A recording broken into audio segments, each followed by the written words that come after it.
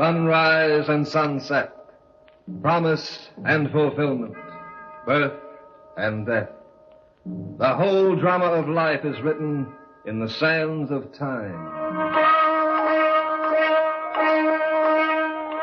We present a new series of radio programs, The Clock.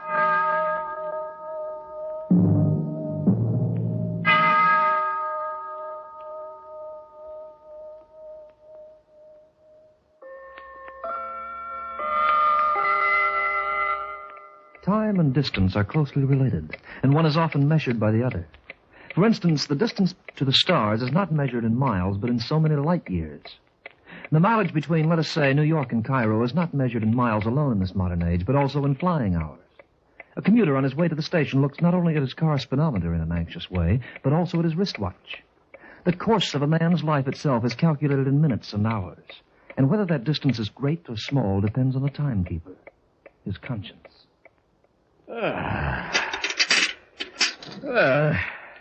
That was quite a meal. I'm glad you liked it, Fletcher. Avocado, broiled lobster, crepe Suzettes, and a good wine to top it off. Could a man ask for more? Hardly. Here, Wilson, have a cigar. Thanks. There's nothing like a good meal to make a man feel at peace with the world and to give him an urge to talk. Good conversation is the final course for a perfect dinner. Let me tell you a little story, Wilson. You've got some time, haven't you? This will be worth your while. You know, this isn't the only first-rate meal I've ever had. There was a time once when caviar and lobster were on my menu every day. Is that so? The world was my oyster, Wilson, and I was salting it to my taste. Of course, it didn't begin that way. You used to be a valet, didn't you? That's right. I worked as somebody's boot polisher for over 7 years. He was a wealthy man, a multimillionaire. Have some wine, Wilson? No, thanks. Yes, I worked like the proverbial horse for Gregory Richards, and I found that he didn't appreciate my merits. It was rather disappointing, to say the least. But I am a man of some ingenuity. I waited for my chance, and when it came, I was ready for it. The servants have all been dismissed, Mr. Richards. All right, Fletcher. Has Mrs. Richards come in? Just a moment ago, sir. I told her that you were in the library. Has she noticed anything? Not that I know of, sir. That'll be all, Fletcher. You mean, for now, Mr. Richards? I mean, you're going, too, with the rest of them. Oh, I see, sir. Sorry I have to do it this way, but we're closing the house. You've been a good valet, Fletcher. I hate to lose you. But I have no other choice. If you don't mind my saying so, Mr. Richards, isn't this dismissal rather abrupt after so many years of service? I'm giving you a month's pay in advance. That's fair enough. I don't quite see it that way, sir. What do you mean you don't quite see it? I have been a little more to you than just a valet. Have you? I might say I have been your, confidant? Just what are you getting at? And it seems to me that a small a pension of perhaps $5,000 would repay me for my service. Oh, really? You must admit that I've been discreet, very discreet. Are you trying to blackmail me? If your affair with Miss Cartwright had been entrusted to less capable hands than mine... All right, Fletcher, get out. Mr. Richards... Get out before I break your filthy neck. Very well. But, Mr. Richards, you may have reason one day to regret this. Goodbye, sir.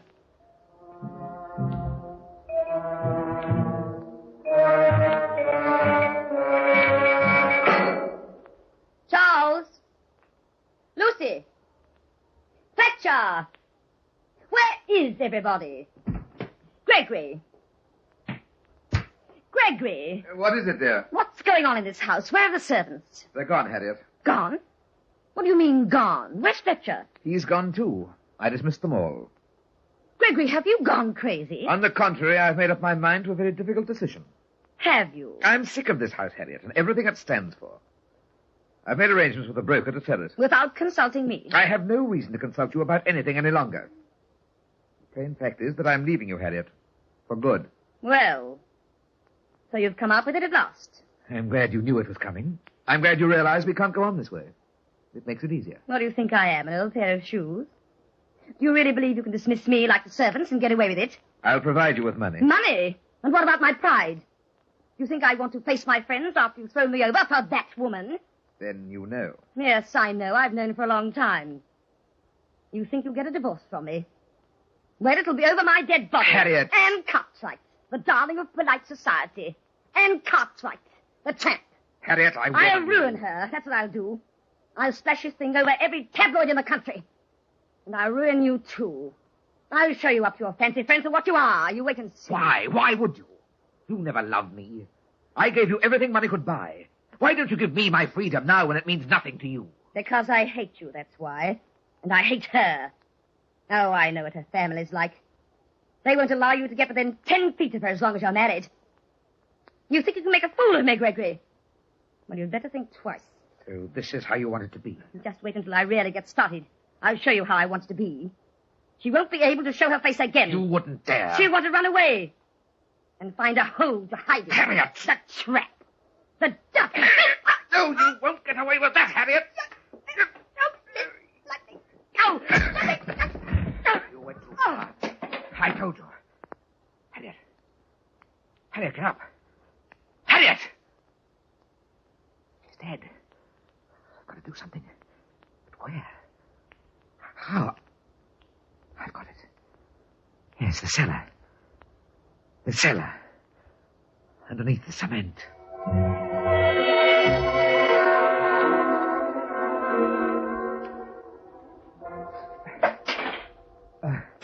In the morning, they'll never know. Do you need any help, sir? Fletcher.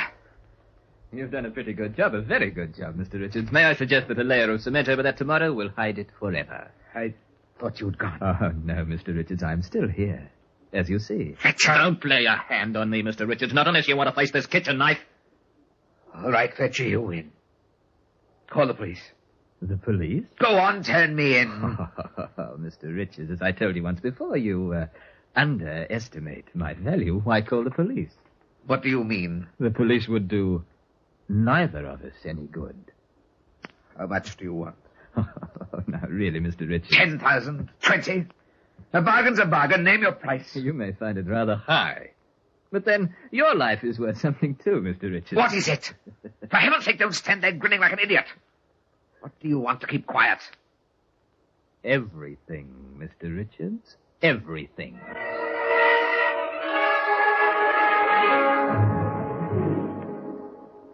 Sit down, Fletcher. Thank you. Not there. That's my chair. I know it. Now, look.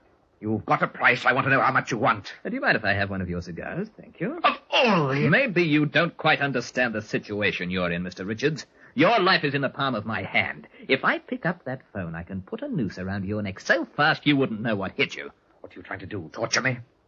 Are you just playing with me to amuse yourself before you turn me in? I have no intention of turning you in, providing, of course, we come to terms. What are your terms? I've asked a dozen times. And I've told you.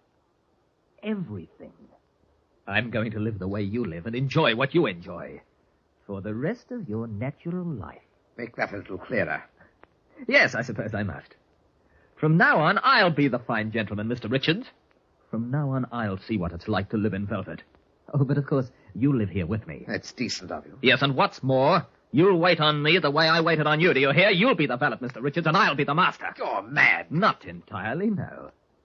However, I am a generous man. I won't confine you to the house. You may leave occasionally, providing you let me know where you're going. I don't mind. That's very big of you. And there'd be no point in your running away either. I'd have the police on your neck in a hurry if you did. And besides, Miss Cartwright would also be involved. You wouldn't want that to happen, would you?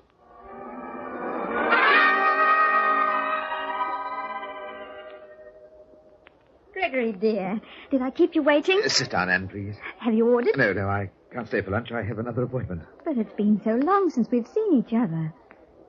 What is it, Gregory? Why are you worried? Did you tell your wife? Yes, I told her. And she refused to give you a divorce. Well, we were expecting that. She didn't refuse, Anne. No? As a matter of fact, she's in Reno right now. Oh, Gregory, then she understood. Perfectly. Oh, Gregory, if you're ashamed of what we've done, you needn't be. And I have something else to tell you. What is it? For a while, until this blows over, we mustn't see each other. Mustn't see each other? But why? We've nothing to hide anymore. I insist on it, Anne. It's the only way. How long do you think that will be? I couldn't say. A few months, maybe. Gregory. We've no other choice, don't you see? We've got to give this some dignity. We've got to protect ourselves from gossip. Gossip doesn't worry me. I've already told my father and mother the situation. You have? Yes, I have. I told them I'm not afraid of scandal, and I love you. I gave them a choice. They either see it my way or I leave the house. You mean that? Of course I do, dear. And I thought Harriet would ruin them. Gregory. This is a fine time to find out. Darling, you look so tired. I am tired. You need a rest. Why not go away for a week or two? No. Bermuda, perhaps. It'll do you good. No, I can't go away. I can't leave town. Don't ask me to. It was only a suggestion. Anne, I've got to leave you now. So soon? Yes, I must. Gregory, what's wrong? I'm afraid, Anne. Afraid of what? Something I can't explain. Surely you can tell me. No, I can't tell anyone, not even you. Gregory, look at me. There's nothing, my darling, that can't be wiped out and forgotten. Wiped out? That's it, Anne. That's the only way. I've thought about it and tried to plan it, but somehow my thoughts were never clear. You've clarified them for me completely. Where are you going, Gregory? What are you going to do? I'm going to erase this problem from my life forever.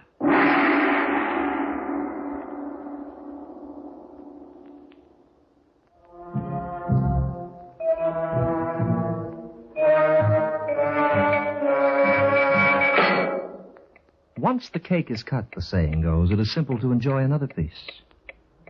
Once the timekeeper loses track of the seconds in your mind, the clock runs wild. For what does it profit a man to gain the whole world and lose his soul? And what does it profit the killer to take a human life and lose his own in return?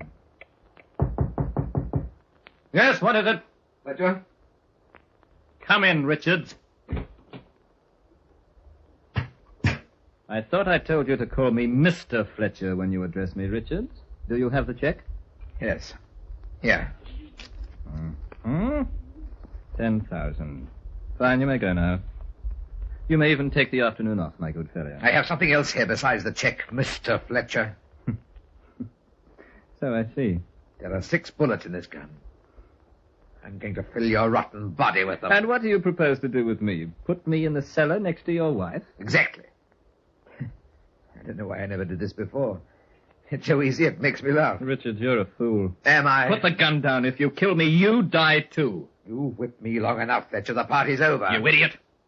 Don't you think I'm prepared for this? Do you consider me to be so childish I let you get away with so simple a trick? What do you mean you're prepared for it? There's a note in my bank vault to be opened at my death. That note gives complete directions as to where the late Mrs. Richards can be found and how she got there. No. You didn't. Put the gun on top of my desk, Richards, before you make me lose my temper.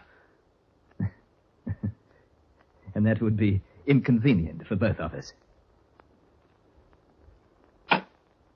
That's better. You've worked it out completely, haven't you? To the last detail. Clever, wasn't it? Incidentally, you met Anne Cartwright for luncheon this afternoon. You followed me? She's very pretty. Oh, yes, extremely attractive and young. A man could learn to appreciate a woman like that. I wonder how attractive I'd be to her. I'd like you to invite her here, Richards, for dinner. I want to know more about her. I have a feeling that we could become very good friends. Just what are you driving at? I told you I wanted everything, and everything includes Miss Cartwright. Extend the invitation, Richards, for tomorrow night. Why, you... Richards! Mind your manners. Tell Miss Cartwright she'll be having dinner with me at 8 tomorrow evening, and Richards, that dinner will be for 2.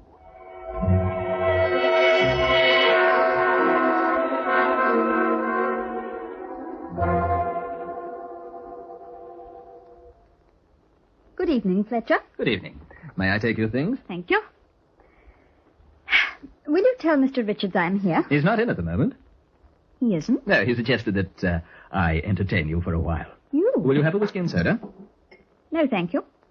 You don't mind if I have one, do you? Fletcher, have you been drinking? Oh, well, I've had 3 or 4, just enough to make my conversation interesting. Please tell Mr. Richards to call me when he arrives. Are you leaving? Yes, I am. You're very impulsive, Anne. I was looking forward to an enjoyable evening. I even prepared the dinner myself. Fletcher, do you realize that Mr. Richards will dismiss you for this? Dismiss me? Dismiss me? Oh, that's very good. Fletcher. Mr. Richards' dismissing days are over. From now on, he's taking orders, not giving them. You're not only drunk, you're crazy. Am I? Then, why has he changed so much in the past few weeks? Why does he crawl around like a worm, afraid of his own shadow? And why haven't you seen him as much as you used to? You know about that? Yes, my dear, I do. You see, I've taken over for Mr. Richards. His very life depends on me. Oh, you're lying. Why should I? What good would lying do me? Fletcher, just what did you mean when you said that his life depends on you? Oh, it's nothing to bother your pretty head about. Suffice to say that I'm the man worth knowing now. I can do as much for you as he ever could, and more. Fletcher, answer me. What did you mean?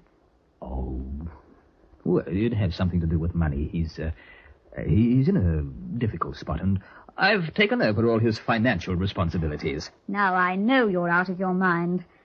What would a valet know about finance? A valet, am I? I'm a great deal better than that, Anne, I assure you. I demand to know where Mr. Richards is. He's gone. Gone? Yes, he's run away. He's not coming back. Oh, you expect me to believe that? No, I don't. And that's why he left this note. What note? Here. Now, let me read it to you. Dearest Anne, I'm going away for good. You won't see me again, so forget about me. Fletcher, my trusted friend, has taken over my estate. I can't explain why or how, just trust in him completely. And it's signed Gregory. Let me see that. There you are. You ought to recognize his handwriting by this time. Dearest Anne. But why did he go? What have you to do with this? You love him, don't you? Well, If you love him, you'll be nice to me. The truth of the matter is that your Gregory is an embezzler, and I'm protecting him from the police. Oh, that can't be true. But it is. My darling. Oh, take your hands off me. Oh, really? Now, aren't you being a little... Get out of my way. You'll come back. And when you do, you'll make up for that slap. Dearest Anne.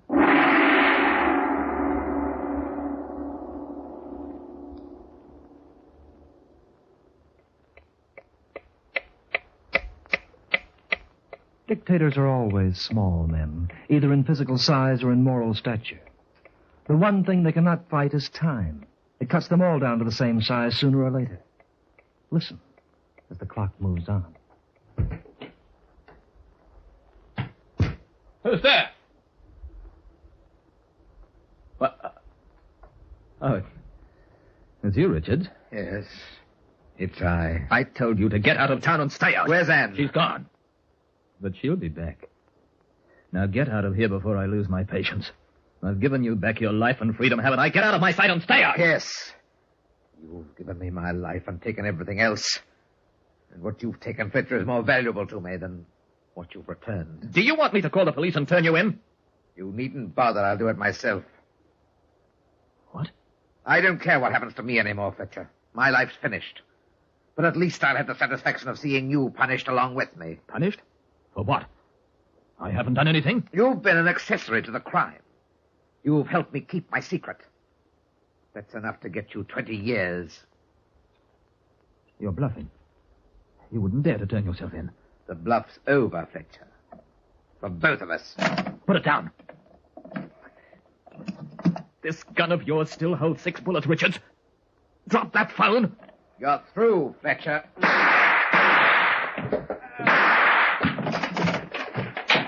Through, am I? We'll see about that. You've forgotten that there's still plenty of room in the cellar. For you.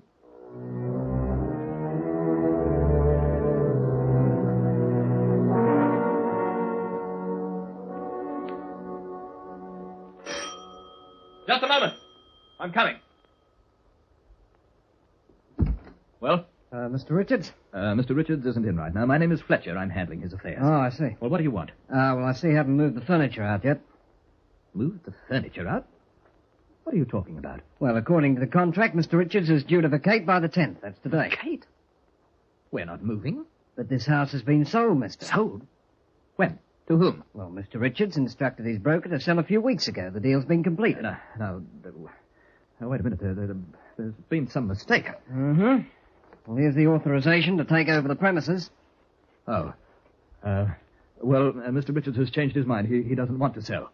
The house has already been sold, mister. I told you that. Then we'll buy it back, and we'll give them a profit on the transaction. They'll sell it back to us. Well, maybe. In any case, Mr. Richards is the one to decide that. What? Well, the house was in his name. He's the only one who can change the deal. Well, where is Richards? Maybe if he sent a wire... He can't be reached. No? No. Then we'll have to go ahead, mister. Now, wait a minute. This is ridiculous. Look, mister, I didn't make the deal about the house. It was made with the Sanley Realty Corporation. But don't you work for them? No, and if you don't mind a little tip, you haven't got a chance in the world of buying back this place. Why do you say that? Well, the Realty Corporation's going to erect a $50 million office building, and this site is part of the layout. So don't waste your time by trying to make any deals with them. Well, if you don't work for them, who do you work for? I'm an agent for the Franklin House Wrecking Company. We've got a contract to tear this place down and make room for the office building. You're going to tear it down? So you better get somebody to move your stuff out, mister. My contract calls for us to begin work today. That's right now. I got 40 men outside, and we pay them by the hour. We can't wait. Hey, Joe? Yeah? Send the boys in, will you? We'll start, I think we'd better check to see how deep the foundations are first. And we'll start by tearing up the cellar.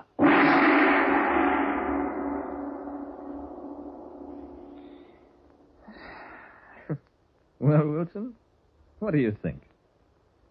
Funny how it turned out for you. Oh, now, wait a minute. Don't get me wrong. It wasn't my fault. No. Oh, it was Richards who made the mistake, the fool. After killing his wife and being taken over by someone as smart as me, he just couldn't think straight. He'd completely forgotten that he'd turned the house over to a broker when he made up his mind to leave his wife. I guess you wouldn't have forgotten about it if you were running the show. I should say I wouldn't. The idiot. If he had only told me... If he'd only mentioned something... Well, that's how it goes. It's the fools who are responsible for all the trouble in this world. Well, thanks for the dinner, Wilson. I appreciated it. It was certainly one of the best I've ever had. Oh, don't thank me, Fletcher. It's on the state. A condemned man always gets the best.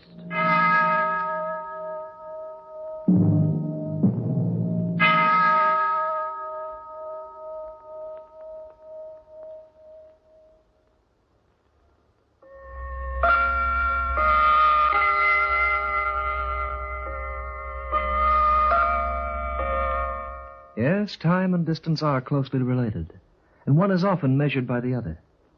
Scientists now measure the distance to the moon in rocket hours, and one day the men of the future may enable you to calculate the mileage around the world aboard your airliner in so many minutes.